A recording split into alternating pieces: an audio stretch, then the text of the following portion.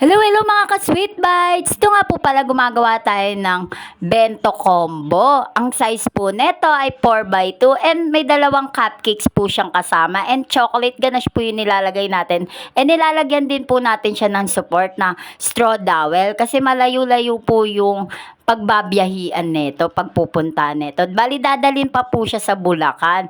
Bali, regalo ko nga po pala to sa hipag ko. Happy birthday to Daisy!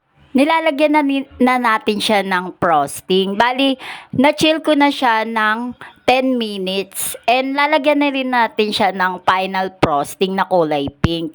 And simpleng design lang naman yung napili ko. Bali, ayan, ang ganda-ganda nga, butterfly para ang syala-syala niya tingnan, 'di ba? And ayan na nga, for the pakinis na tayo. Hindi na natin siya masyadong pakikinisin kasi lalagyan na natin siya ng mga wave design para mas maganda. And ang syala-syala nga niya tingnan, 'di ba? O, ayan, 'di ba? And ayan na nga, nilalagyan na rin natin siya ng dedication na happy birthday Ate Daisy. And yan, kulay pink. Tapos lalagyan din natin siya ng kulay puti dyan sa ibabaw para mas makita siya tingnan. And nilagyan ko na rin siya ng mga line para hindi na kasi malagyan ng mga pang flowers effect kasi hindi na siya kasya.